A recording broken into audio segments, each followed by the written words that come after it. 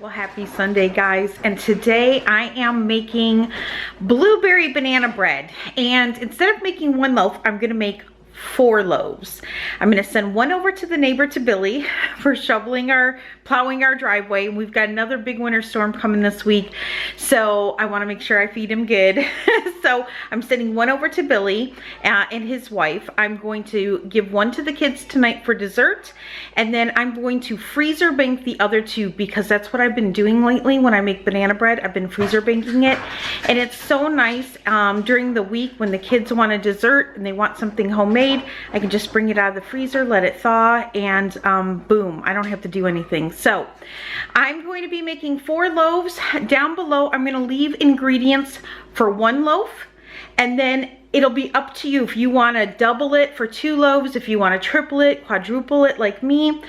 It's totally up to you. So I'm going to probably set this video to music because it's Sunday here and it's loud in my house.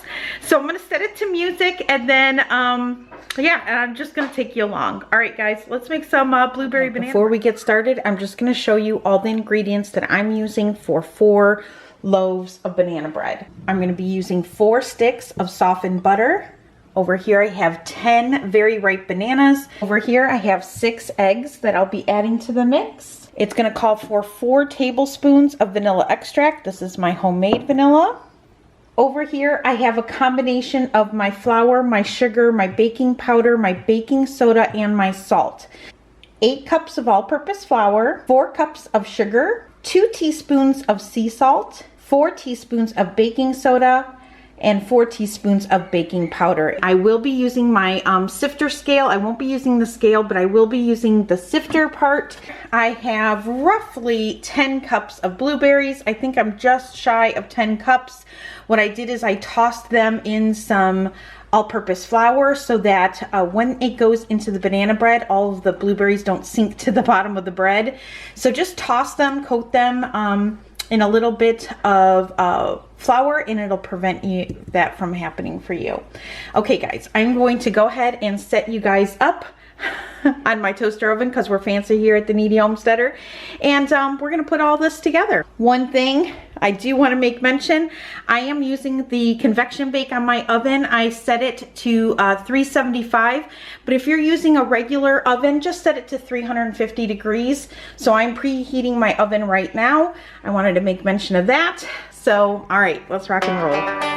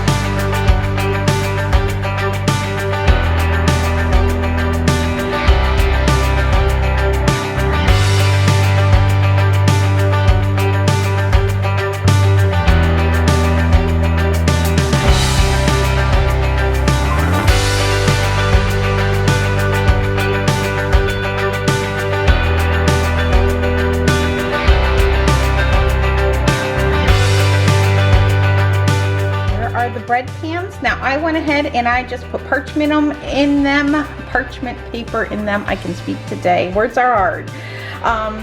It just makes it easier to pull out of the pans. It also makes it easier to wrap up in the freezer. And also to send one over to Billy next door. So here are my 4 pans. I'm just gonna go ahead and split my my batter into 4 and get them in.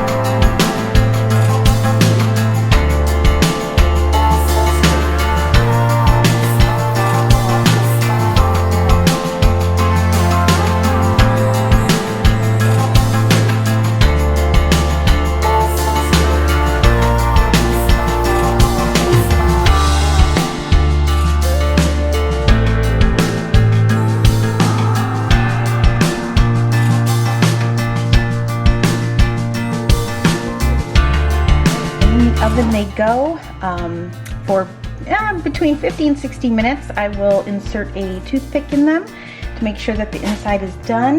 Got a little bit of coarse sanding sugar with a little bit of organic cinnamon in it. And what I'm going to do, just to make these a little special, I'm just going to lightly sprinkle the tops with some of this sugar.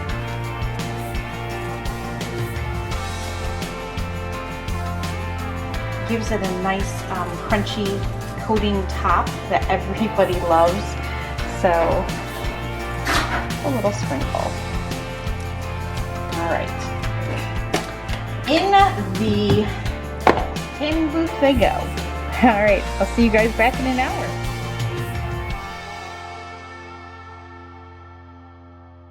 All right, there they are, all 4 done.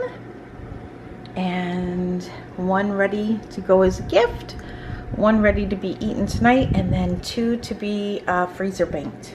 So yeah, productive early Sunday afternoon. So all right guys, I hope you enjoyed this video. I hope you give this a try, and I'll be seeing you soon.